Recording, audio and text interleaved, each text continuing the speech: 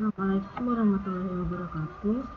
Dalam kegiatan belajar ini kita kembali sampaikan bahwa seorang administrasi kantor atau sekretaris seringkali diberikan tugas untuk mengelola kas kecil. Tersebut digunakan untuk membayar keperluan yang sifatnya mendadak dan dalam jumlah yang relatif kecil. Perhatikan ilustrasi berikut ini. Contoh, Sekar adalah seorang staf bagian keuangan yang ditugaskan sebagai bendahara perusahaan untuk mengelola keuangan perusahaan secara keseluruhan. Sedangkan Adinda adalah seorang administrasi kantor yang diberikan tugas untuk memegang dana dan mengelola dana kas kecil di unit kerjanya. Nah, artinya di sini adalah Sekar adalah sebagai bendahara, di mana dia akan membagikan uang untuk dikelola oleh seorang sekretaris atau administrasi kantor di setiap divisinya. Nah, sedangkan Adinda adalah orang yang mengelola dan menerima dana kas kecil untuk pengisian bulan setiap harinya. Ya, kas kecil itu adalah pengeluaran yang sifatnya darurat dan sifatnya kecil juga.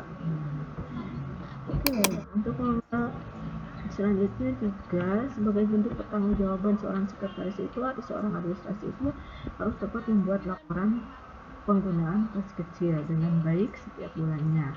Nah, adapun beberapa syaratnya adalah mengenai untuk membuat laporan kas itu yaitu mengenai mutasi. Yang pertama mengenai mutasi. Mutasi di sini adalah akibat adanya penerimaan dan penyaluran dana kas kecil. Dana artinya adanya perubahan pada kas tersebut. Nah, ini. Pengisian kembali dana kas itu pertama harus dilakukan adalah pembentukan kas kecil, di mana isinya itu surat keputusan kepala bagian keuangan dan bukti kas keluar dari bagian keuangan. Kalau tidak ada itu tidak bisa dibuatkan. Yang kedua itu penggunaan pemakaian pengeluaran kas kecil. Itu dilakukan menggunakan dana kas kecil untuk pengeluaran yang relatif kecil dan mendadak sesuai dengan kebutuhan jabatan pimpinan.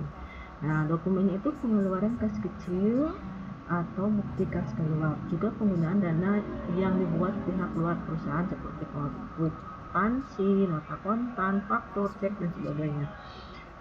Nah, yang ketiga pengisian kembali dana kas kecil. Setelah selesai data-data tadi dibuat dan dikumpulkan, baru ada pengisian kembali dana kas kecil.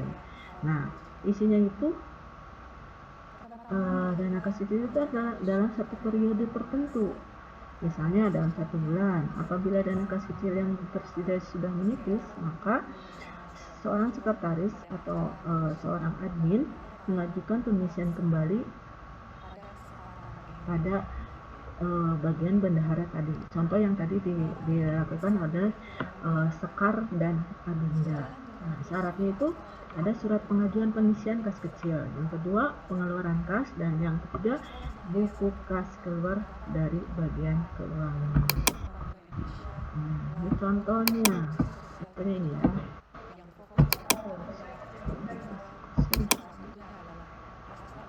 Nah, contoh ini contoh buku kas masuk. Nah, bukti kas masuk.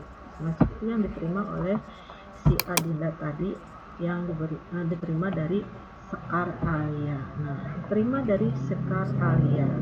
Nah, sebanyak 10 juta. Nah, tanggal 1 Februari karena bukti kas masuk ini biasanya dibuat pada saat awal bulan. Disetujui oleh siapa? Oleh direkturnya. Kalau dicontoh di sini adalah Bapak Handoko sebagai direktur yang dibayar oleh Sekar Alia selaku bendahara dan Adinda selaku staf admin. Kalau nanti pada saat prakteknya itu staf adminnya adalah nama kalian masing-masing. Yang selanjutnya ini contoh bukti kas keluar. Bukti kas keluar ini diterima dari mana? Dari luar perusahaan, dimana jika ada terjadinya transaksi. Ya, dibayar oleh siapa ini?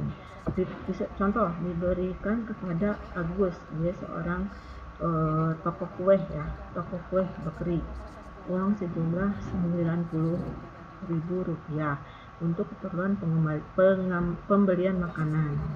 Disetujui oleh siapa? Oleh direktur kita. Nah, dibayar oleh Adinda yang staf admin tadi. Kalau nanti di prakteknya berarti nama kalian masing-masing.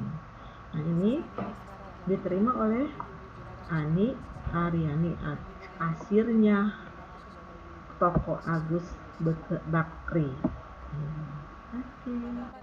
Dan selanjutnya kita lakukan nanti saat luring, yaitu kita akan praktek. Sampai ketemu minggu depan. Assalamualaikum.